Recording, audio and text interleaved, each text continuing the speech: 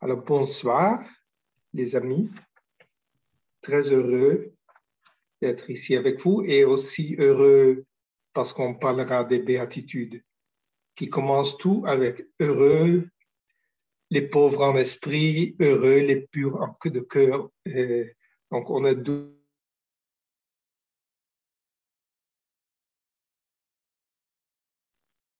Vous,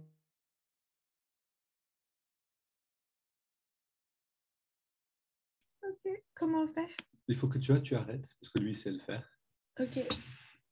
En fait, vous, Pershan, on est désolé, on t'a muté 2 fois, sans le vouloir. OK, pas de problème. Maintenant, vous pouvez m'entendre, oui? Oui. C'était une répétition, OK. Pas de problème. Alors, j'ai parlé avec Benjamin et une chose qu'il a écrit et qu'il a aussi me dit m'a impressionné. Moi, naturellement, je ne suis pas, disons, chrétien dans le sens traditionnel du mot, de la parole, mais je pratique la méditation yoga, qui est une pratique, une technique, disons, un style de vie très spirituel, complètement spirituel, mais pas traditionnel, disons, pour l'Occident, non? Mais en tout cas, je fais cela parce que j'ai un désir très profond de pouvoir, disons, entrer en communion antérieure avec le Christ. Le Christ, en tout cas, a été toujours très important pour moi, bien que je ne vienne pas d'une famille religieuse. Vous savez, je viens d'Amsterdam, qui est la ville la moins religieuse du monde, je crois. Mes parents n'étaient pas religieux.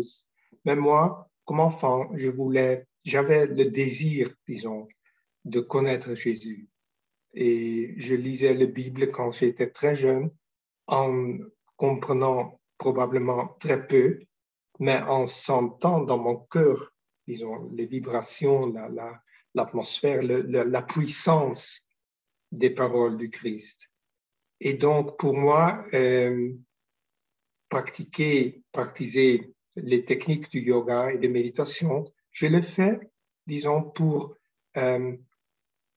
assimiler, non, les paroles de Christ et les enseignements de Christ et de les rendre miens, qu'ils peuvent vraiment fonctionner dans ma vie, qu'ils peuvent être part de ma conscience et de ma vie antérieure. Cela, disons, est mon origine et cela sera le point de vue duquel je parlerai des béatitudes du Christ. Je voudrais d'abord dire autre chose en plus. Alors, pour moi, disons, les paroles du Christ ont toujours touché les cœurs, non? Pour 2000 ans. On peut voir cela dans la musique, dans la littérature, dans la poésie. On peut le voir dans l'art aussi, et aussi dans les vies des saints, et aussi simplement étudiant l'histoire de l'Europe et de l'Amérique. Donc, il touche le cœur, il touche l'âme, mais ils ne sont pas très faciles à comprendre. Et moi, je suis convaincu complètement qu'on ne peut pas vraiment comprendre, disons, ces enseignements seulement avec la raison, la théologie en notre mot, en notre parole. Il faut, dans mon expérience, disons, il faut faire quelque chose avec la propre conscience pour pouvoir vraiment faire entrer cette présence, cet amour, cette conscience.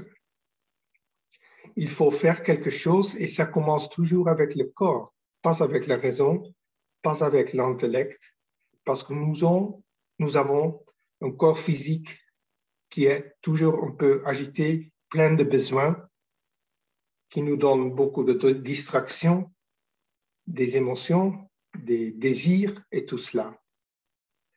On a aussi un esprit des pensées, donc il faut apprendre à, disons, contrôler, à maîtriser. C'est très important aussi pour avoir du succès dans le monde matériel, dans les affaires, dans la carrière. Il faut, disons, contrôler les pensées, il faut développer la concentration. Ce sont des choses très importantes, je crois. Et donc, la méditation scientifique du yoga commence par ce qu'on connaît, c'est-à-dire un corps physique et des pensées très difficiles à contrôler, disons, et un cœur qui nous supplie littéralement de pouvoir avoir un peu de paix et de pouvoir aimer librement et de pouvoir avoir l'expérience d'une joie qui ne soit pas liée avec les conditions du monde, mais qui est simplement part de notre âme, n'est-ce pas? Donc, quand on parle de cela et on fait de cela une discipline spirituelle quotidienne, alors le Christ peut vraiment devenir une présence constante dans la vie. Pour moi, quand les gens qui me connaissent pas très bien, qui ne me connaissent pas très bien, par exemple, maintenant, quand j'irai en Hollande, je m'encontrerai avec les amis, les vieux amis, n'est-ce pas, de l'école. Ils ne savent pas mon amour pour le Christ. Et ils ne diraient jamais, voilà une personne religieuse. Parce que c'est une chose complètement intime. Et l'intimité me donne la bonheur et la joie de cette voie, pour moi, de cette vie de discipline spirituelle yogique, disons. Alors, justement, quelque chose en plus. Il y a, selon moi, ça c'est mon histoire, naturellement, n'est-ce pas? Mais, disons, on peut parler un peu de l'histoire des derniers 20 ans, 20 ans environ, où la science, excusez-moi, où la science a commencé à, disons, occuper dans les vies des personnes l'espace qui d'abord appartenait à la religion chrétienne. Non? Et la science travaille avec l'expérimentation, les expériments, et avec la mathématique. Donc, quand on a, disons, une idée, quand un scientifique a une idée de l'existence d'une certaine loi de la nature, il formulera son hypothèse, il fera ses expériments, et après, si l'expériment confirme ses idées, alors il a découvert une nouvelle loi de la nature. Et pour cette mentalité, qui est une mentalité, disons, une attitude valide, valeureuse, qui fonctionne, mais c'est très difficile de pouvoir penser qu'un homme qui a vécu il y a 2000 ans était capable de, par exemple, guérir les aveugles avec les mains, vous connaissez l'histoire de Lazarus qui était mort et le Christ l'a de nouveau fait vivre. Et pour un scientifique, ça devient très difficile, aussi parce que ce sont des choses qu'on ne voit pas dans la vie quotidienne, non? Ce sont des choses qui sont très rares, non? Et tant même, ce sont des choses qui sont racontées dans la Bible, dans l'Évangile. Et donc, tous les gens, je crois, il n'y a pas de personne qui n'ait pas besoin d'une foi, d'un point de référence dans le cœur antérieur. Et donc, il y a une crise dans les consciences, on pourrait dire, n'est-ce pas? Une crise parce que la science donne une connaissance fonctionnelle de la nature, mais il ne donne pas la bonne heure. Il ne donne pas la connaissance de l'âme et du cœur humain. Et cela rend très difficile, disons, la vie pour beaucoup de personnes. On a perdu, disons, la douceur d'avoir quelque chose dedans dans le cœur auquel on pourra toujours retourner. Et voilà qu'en 1820 environ, oui, je crois en 1820, un grand maître du yoga vient de l'Inde, il prend un bateau, il va à Boston, dans les États-Unis de l'Amérique, et il commence à enseigner le yoga et aussi à interpréter l'Évangile, les paroles de Jésus, les paroles du Christ. Donc, et qu'est-ce qu'il dit? Il est un grand maître du yoga, il s'appelle Yogananda, et il avait beaucoup de magnétisme, beaucoup de force, et il rencontrait beaucoup de personnes, et son influence a seulement, je crois, commencé à se faire sentir dans le monde. En tout cas, il disait que avec ces enseignements, qu'ils n'étaient pas seulement les siens, mais qui viennent, disons, de la spiritualité universelle de l'homme. Tous les hommes du monde ont un cœur qui bat, ont un corps physique, ils ont le cœur, ils ont les mêmes problèmes dans la vie, les choix et tout cela. Donc, il porte une science, une technique de Kriya Yoga qui permet, disons, l'homme de transcender les limites du corps physique, des restrictions qui sont imposées par l'ego sur notre conscience. Et ça a été, disons, on pourrait dire une renaissance. Et de cet ensemble, alors il a dit, disons, que la méditation, elle a, donc, quelle est la parole? Je l'avais, la méditation yoga se place entre la science et la religion, non? Parce que, disons,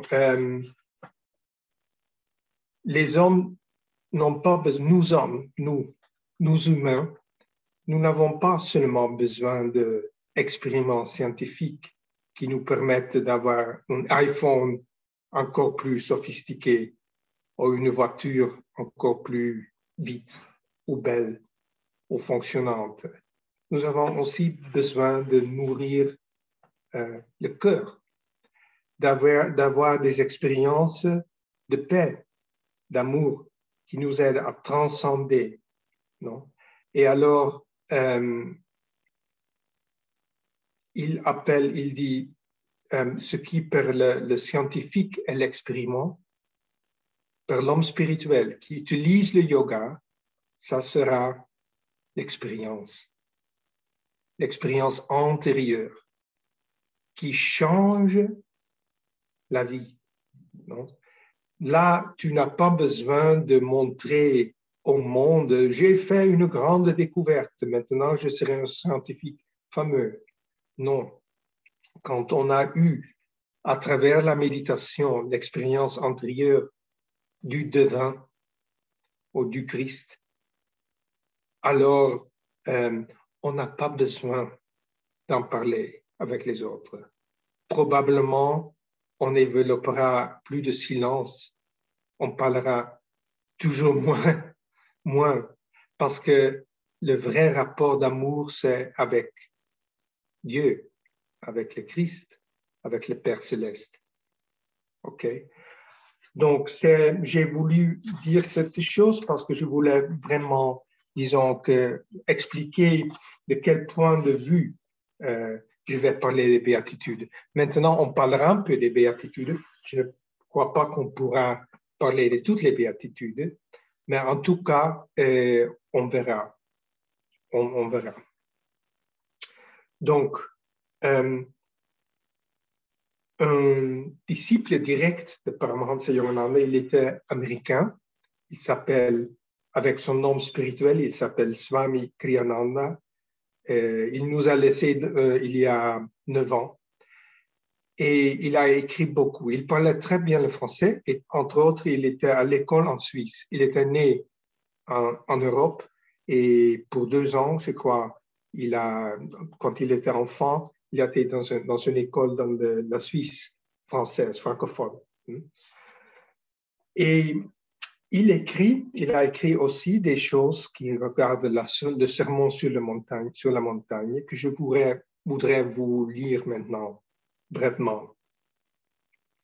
Le sermon sur la montagne de Jésus commence par les béatitudes. La tradition veut qu'il ait prononcé ce sermon devant la foule. Il est plus probable qu'il s'adressa à ses disciples. Sa déclaration, par exemple, « Vous êtes la lumière du monde », n'aurait guère été adressée à tout le monde. Je crois que ça, c'est très important. Essayons de seguir le Christ, non? Il est là. C'était au début de sa mission, je crois. Et il était déjà un personnage connu qui attirait beaucoup de personnes. Et naturellement, il pouvait donner quelque chose aussi à la foule. Mais le vrai enseignement spirituel est intime. Il faut vraiment le vouloir. Il faut, comme il dira dans les béatitudes même, il faut avoir soif et faim de justice, de vérité. Autrement, la vérité est très humble et elle ne se présente pas si tu ne la veux pas, si tu ne la désires pas. Et disons, il y a naturellement la séparation éternelle entre la vie spirituelle intérieure et le monde, non? Et ici, on peut le voir. Donc, il disait, Jésus, je crois que c'est écrit aussi dans l'Évangile, Jésus voit la foule et il se retire seul. Il va sur la montagne et il s'assied. Il s'assied. Et quand il s'est assis, ses disciples viennent pour l'écouter. Ces vrais disciples qui vraiment ont compris que pour comprendre le maître, il faut écouter. Et Yogananda aussi dit, quand il commence, alors l'Évangile dit, et quand il a vu ses disciples, et ses disciples aussi probablement s'étaient, disons, assis autour de lui. Donc c'était une scène très intime. Et maître, ça c'est italien, tandis que nous parlons de cette parole, de cette béatitude, on pourrait essayer de s'imaginer qu'on est là avec lui, non? Que nous essayons de l'entendre et de l'écouter directement, qu'il nous parle. Parce que le vrai Christ, nous parle dans le cœur, dans l'intimité. Et alors il dit, Yogananda, et puis l'Évangile, il ouvre la bouche et il commence à parler. Et Yogananda dit, il faisait beaucoup plus que seulement parler, non? Il va transmettre des vibrations, une conscience avec ses yeux, non? Les yeux sont très importants. Pourriez-vous vous imaginer les yeux du Christ, non? Ce serait une chose de demander à Dieu, non? Montrez-moi les yeux de mon Seigneur dans la méditation. Je veux connaître mon Seigneur, je veux voir ses yeux, non? On peut faire cela, on peut demander tout à Dieu, non? Et si c'est sa volonté, il nous donnera ce que nous demandons. Donc, il travaille avec ses yeux, avec ses mains peut-être, avec le ton de sa voix et avec les paroles, non? Et nous avons seulement les paroles. Mais nous pouvons nous imaginer qu'il est assis là dans l'intimité avec ses disciples, qui sait combien. Ils étaient peut-être 12 déjà, peut-être de plus, du moins, je ne sais pas. Et alors, Kriyananda écrit, les béatitudes sont un enseignement intérieur donné à ceux qui désirent profondément connaître Dieu. Donc, tu pourras ouvrir ton cœur seulement à cette parole si tu veux vraiment, si tu désires vraiment, profondément connaître Dieu. Les gens du monde, empêtrés dans leurs désirs égoïstes, auraient considéré que cet enseignement ne répondait pas à leurs besoins. Et c'est ça, c'est très simple, non? On pourrait dire que Dieu nous laisse parfaitement libres, non? Si tu ne le cherches pas, il ne vient pas. Si tu le cherches, il cherche toi. Et il est heureux que tu le cherches, non? Mais la foule, alors le monde est représenté par la foule et d'autre côté, il y a les disciples qui désirent profondément de connaître Dieu. Alors, les gens du monde, empêtrés dans leurs désirs égoïstes, auraient considéré que cet enseignement ne répondait pas à leurs besoins. Ils ont autres besoins, non? L'argent, la reconnaissance, la femme, être fameux.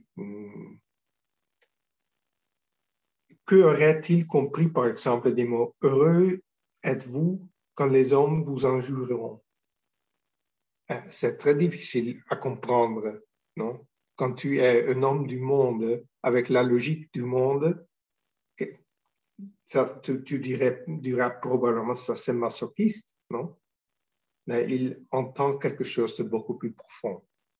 Donc, la première, et Yogananda aussi dit, alors les béatitudes, ce sont des attitudes, des états de conscience, disons, que quand on les cherche, quand on essaie de les développer, les cultiver, on devient suprêmement heureux. Non? Suprêmement heureux. Et la première béatitude, il dit, heureux les pauvres en esprit, car le royaume des cieux est à eux. Je répète, hein, heureux les pauvres en esprit, car le royaume des cieux est à eux. Alors, quand on médite, et spécialement quand on fait la technique du Kriya Yoga, qui est une technique très, très, disons, puissante et avancée, le résultat est que graduellement, beaucoup de besoins viennent disappear. Help me, Alba.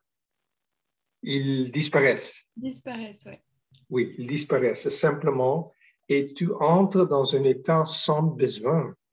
Donc, pauvre en esprit ne veut pas dire que tu ne peux pas avoir des choses, que tu ne peux pas avoir de l'argent, par exemple, pour soigner ta famille, non? Ou pour aider les autres en quelque manière. Ça ne veut pas dire, ça ne veut pas dire que tu ne peux rien posséder. Ça veut dire que tu n'as vraiment besoin de rien. Alors tu es pauvre en esprit et tu vis dans un état de bonheur continu qui est le royaume du ciel. Non? Le royaume des cieux, le royaume des cieux, il dit.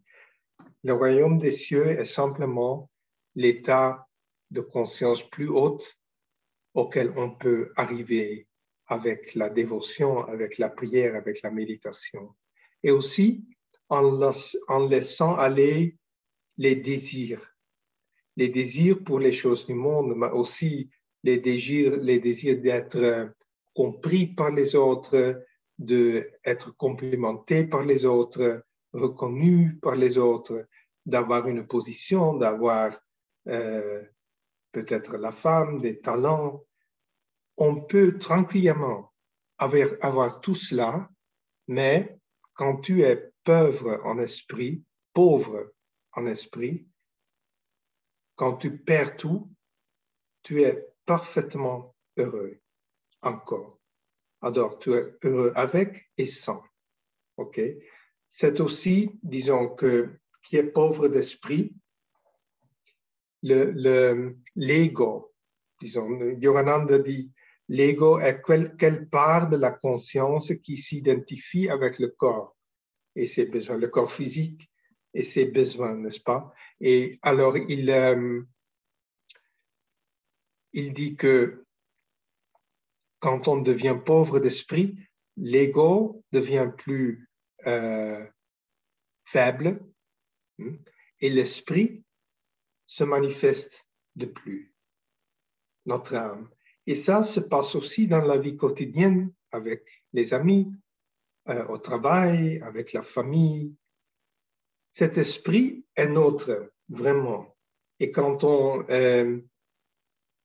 cherche vraiment chaque jour la communion intérieure avec l'Esprit de Dieu, le Saint-Esprit, alors les besoins, un après l'autre, disparaissent. Et ta spiritualité commence à se manifester aussi dans tes affaires des mondes. Mais antérieurement, tu es libre, tu es pauvre d'esprit. Aussi, tu vis, disons, dans une conscience où il n'y a pas le temps. Ça ne fait rien. Maintenant, moi, j'ai 60 ans et je commence à penser, peut-être la fin de ma vie n'est plus tellement loin, non? Je ne sais pas combien d'années on me donne, Dieu me donnera encore pour vivre, non? Mais ça, et je prends cela aussi dans ma méditation. Et quand tu es pauvre d'esprit, aussi, tu n'as pas besoin de vivre. C'est la même chose. OK? Donc, le royaume des cieux n'est pas seulement une promesse pour le futur, c'est aussi un état de conscience qu'on peut expérimenter dans le présent éternel. OK?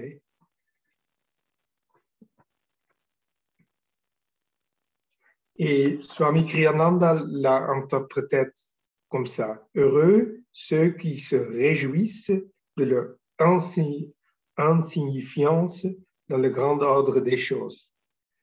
C'est très, très beau. Qui se réjouissent de leur insignifiance dans le grand ordre des choses, par leur non-attachement à l'ego, ils vivent dès maintenant dans un état de félicité céleste. Pas mal, hein? Pas mal. OK. Donc, on peut prendre beaucoup d'inspiration de cette béatitude. Et on peut demander à soi-même, non? On peut écrire un diary,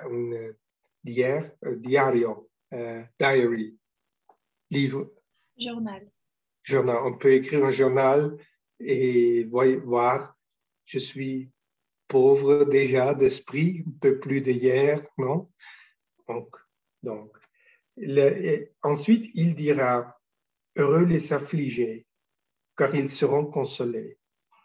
Heureux les affligés, parce qu'ils seront consolés. Je ne suis pas sûr comment on dit en français la parole luto, mourning, when someone dies. Le deuil ou le... Deuil, c'est ça, deuil. Donc, il utilise aussi en anglais, il dit qu'ils sont en deuil. Heureux ceux qui sont en deuil car ils seront consolés. Pour beaucoup de temps, je n'ai pas compris ce que ça voulait dire parce que naturellement, quand on perd une personne chère, quand ton parent meurt, par exemple, naturellement, tes amis te cherchent et essaient de te consoler. Toujours, c'est normal. Nous sommes des humains, non? Mais ça, et ensuite, ça se passe pour 2 mois peut-être. Et ensuite, pour les autres, la vie continue et tu restes seul avec ton deuil, non, n'est-ce pas? Et la psychologie dit, je crois, qu'un processus de deuil normal durerait, je crois, 2 ans. Si ça dure de plus, alors ça veut dire que le deuil n'est pas allé très bien, disons. OK. Mais en tout cas, le vrai deuil duquel parle le Christ ici, ce n'est pas le deuil, disons, parce que tu perds quelqu'un. Cela aussi, naturellement, est une forme de deuil très importante dans nos vies, non? Mais c'est dans notre vie. Mais c'est le fait même que les personnes doivent mourir. Moi, quand j'étais un enfant, je ne crois pas que j'avais peur de la mort, mais j'étais très triste du fait que mes parents devaient mourir, les personnes que j'aimais devaient mourir. Et je pleurais souvent en y pensant. Et je demandais à ma mère, par exemple, mais pourquoi les personnes doivent mourir? Et ma mère dit, je ne sais pas. Je ne sais pas. Elle ne pouvait pas me consoler. Parce que la vraie consolation, dit le Christ ici, vient de Dieu. Donc, quand il dit les affligés, quand ils sont consolés, oui, quand tu es affligé, tes amis te chercheront, ils t'appelleront, te téléphoneront. Ça, ce n'est pas ce qu'il veut dire ici. Non? Je me rappelle aussi quand est mort Walt Disney. Je crois qu'il est mort dans l'an 1965, quelque chose. Et c'était pour moi un héros. Il avait fait Mary Poppins, Mary Poppins et Bambi et tout cela. Et c'était pour moi un personnage que j'aimais, non? Par des belles choses qu'il avait fait. Et alors, je commençais à pleurer et je restais seul avec ma maman dans la chambre. Les autres sont allés. Et moi, j'ai dit, mais Saint-Nicolas, pourquoi devait-il mourir? A-t-il dû mourir? Et Saint-Nicolas ne meurt jamais. Et Saint-Nicolas en Hollande est très important. Plus important, je ne crois pas s'il y a une fête en France qui s'appelle Saint-Nicolas. En tout cas, il vient en Hollande dans le mois de novembre, la deuxième moitié de novembre. Et il va sur les toits des maisons avec son cheval et avec ses serviteurs. Et le jour avant de son anniversaire, le 5 décembre, il laisse aussi beaucoup de cadeaux. Et il vient aussi à l'école. C'était un saint, un vrai saint, avec un évêque. Il était historiquement, c'était un évêque avec la barbe bien blanche et très belle, toujours très belle. Et il portait beaucoup de sagesse et de générosité et tout cela. Alors, j'ai dit à ma maman, mais pourquoi a-t-il dû mourir Walt Disney? Saint Nicolas ne peut pas mourir. Et ma mère m'a dit, Saint Nicolas n'existe pas. Elle me l'a dit dans une manière très douce et en une manière telle que ce secret révélé, disons, me rendait un peu plus grand en comparaison avec mes amis, non? Donc, je vais chez mon ami et je lui dis, j'ai un secret et je ne peux pas te dire ce que c'est. Je veux le savoir. Non, je ne peux pas te dire, mais j'ai un secret que tu ne connais pas. Alors, il a couru chez sa maman, il a insisté. Et ensuite, à la fin, sa maman l'a aussi révélé à lui. Saint Nicolas n'existe pas.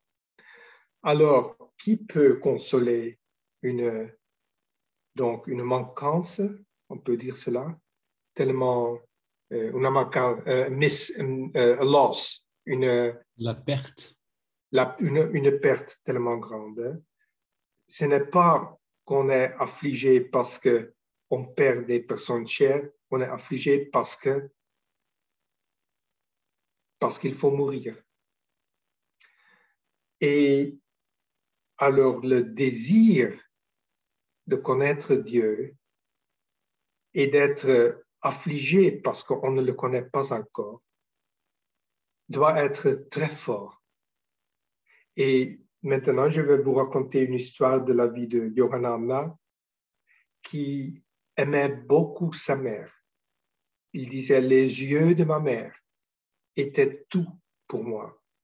Et il perd sa mère quand il avait seulement 9 ans. On parle maintenant du début du XXe siècle. Il est seulement un jeune garçon. Il aura 9 ans. Et c'est un trauma. Traumatisme.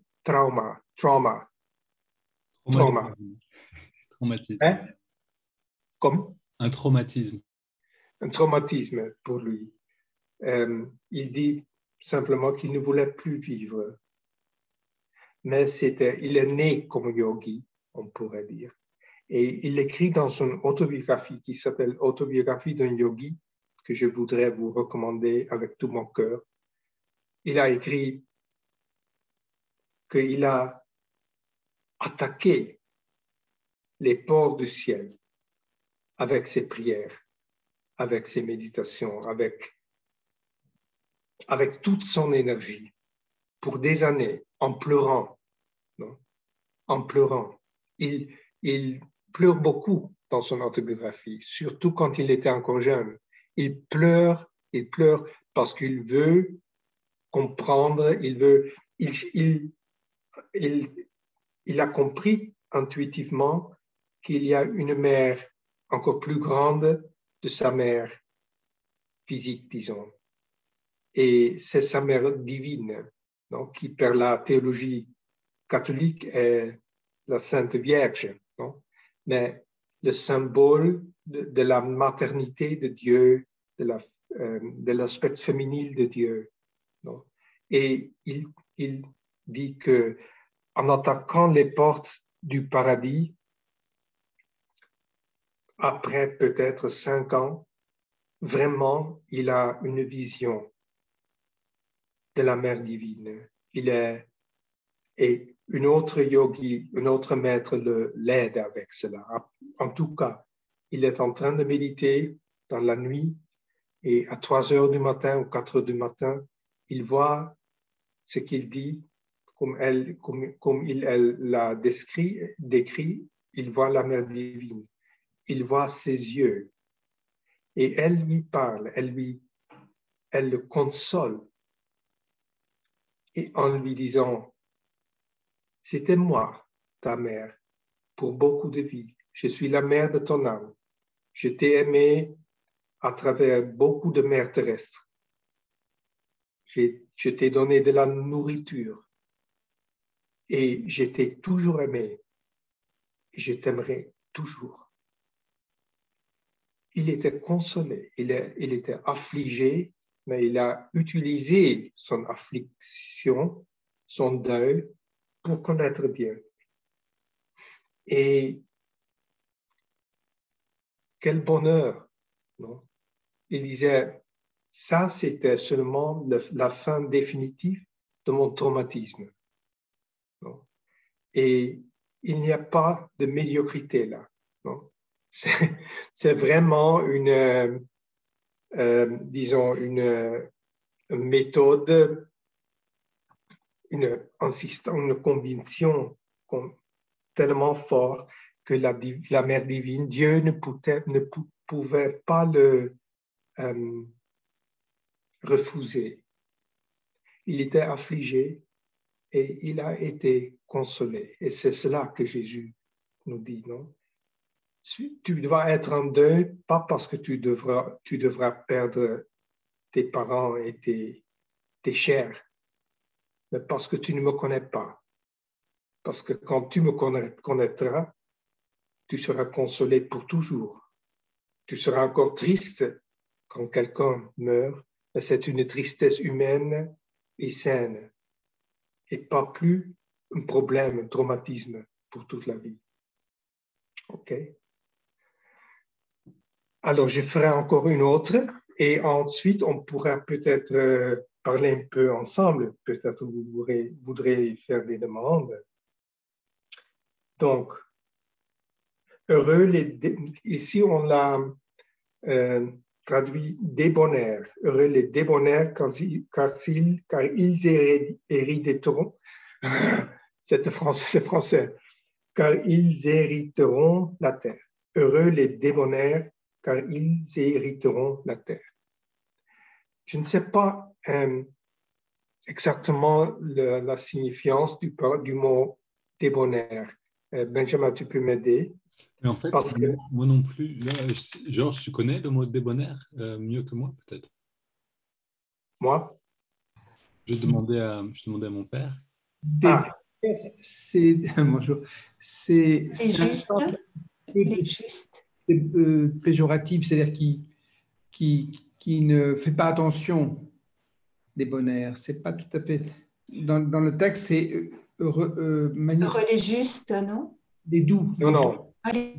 pas les justes, non. Qu'est-ce que c'est en anglais ou en italien? Mais en anglais. Meek. In italiano mansueto. Ah, les gentils, les doux. Les doux. Je crois que c'est ça. Les doux. Alors, heureux les doux parce qu'ils hériteront la terre. Non? Et en anglais, c'est meek, qui a une connotation un peu trop religieux. Il est bon. Il est très bon. Si tu te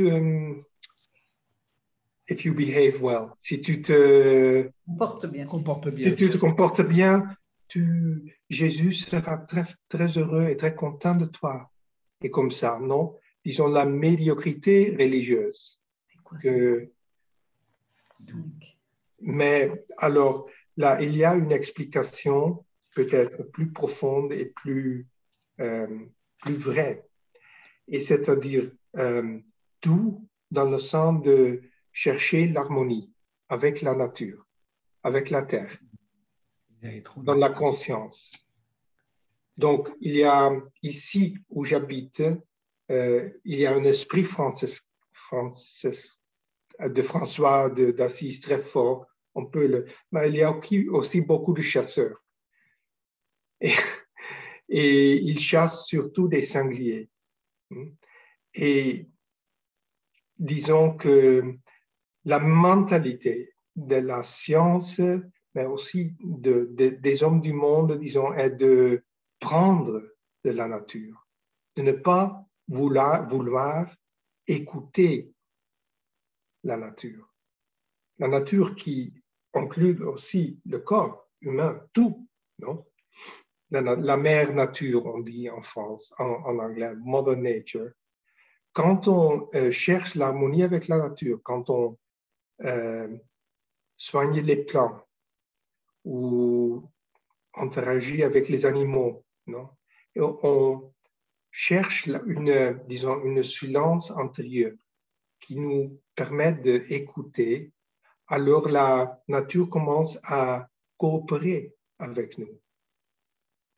Tandis que quand tu cherches d'obtenir des choses de la nature avec la violence et sans écouter et sans comprendre, mais seulement pour satisfaire les besoins, les désirs, alors la nature, disons, s'oppose. S'oppose ou se venge? S'oppose. Oui, se venge, s'oppose. Il n'y aura pas un rapport harmonieux avec la nature, avec la Terre. Et nous vivons, non, sur cette planète. Donc, pour être heureux vraiment, il faut que nous apprenions à développer un rapport, une relation harmonieuse avec la nature. Et pour moi, même, ça ne me vient pas spontanément, mais je me discipline parce que je connais les paroles de Christ. Et donc, j'essaie tous les jours, j'aime beaucoup les animaux, ça me vient spontanément. J'ai deux chiens, un chat et 4 poules. Et donc, on a beaucoup, et quelquefois aussi des souris qui entrent dans la maison. Donc, on a beaucoup d'animaux et ça me vient, disons, assez bien. Et aussi, j'essaie de les comprendre intuitivement et aussi en lisant ce que les experts ont écrit du comportement des chiens ou des chats et tout cela. Non?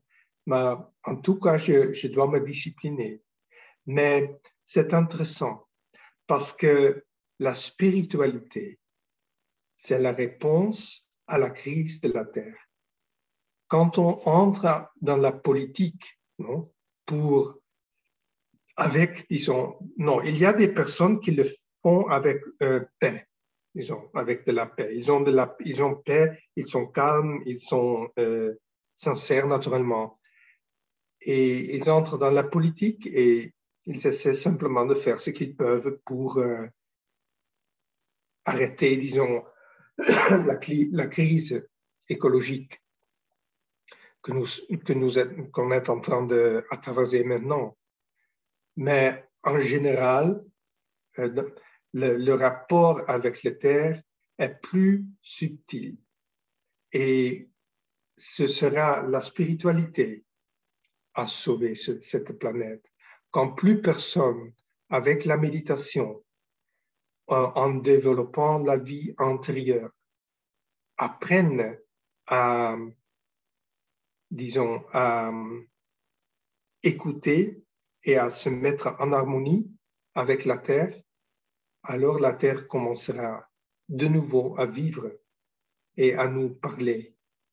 On peut coopérer avec la Terre pour le bonheur de tout, non? Il dit alors, heureux les douces, parce qu'ils héréditeront la terre.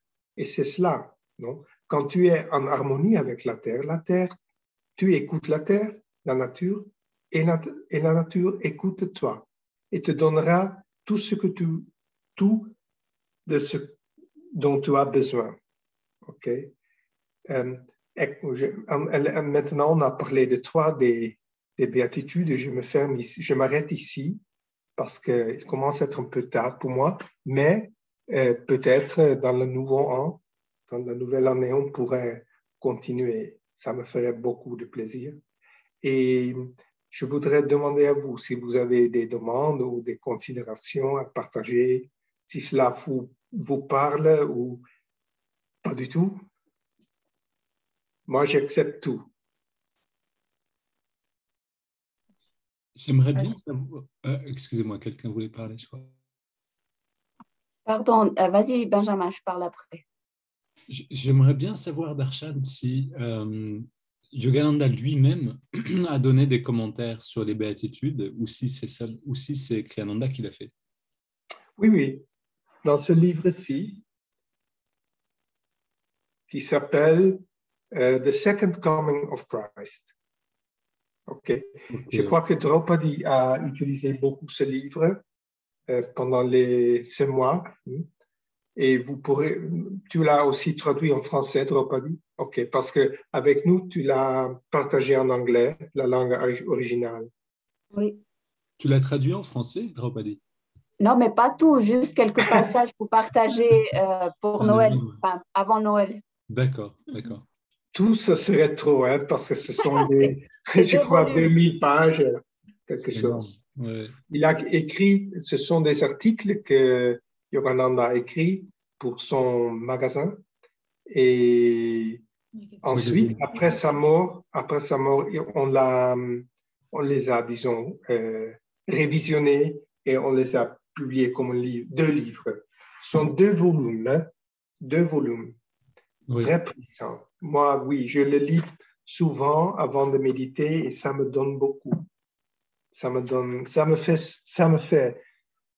sentir Jésus comme s'il méditait avec moi. OK. Autre demande?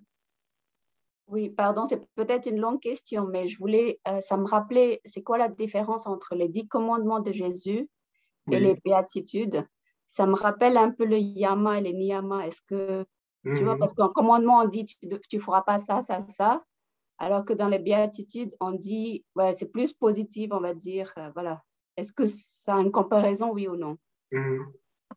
C'est un peu difficile de répondre parce qu'il y a des personnes qui ne connaissent pas. Alors, il y a les 10 commandements, naturellement, de Moïse, non? Pas de Jésus. De Moïse, oui.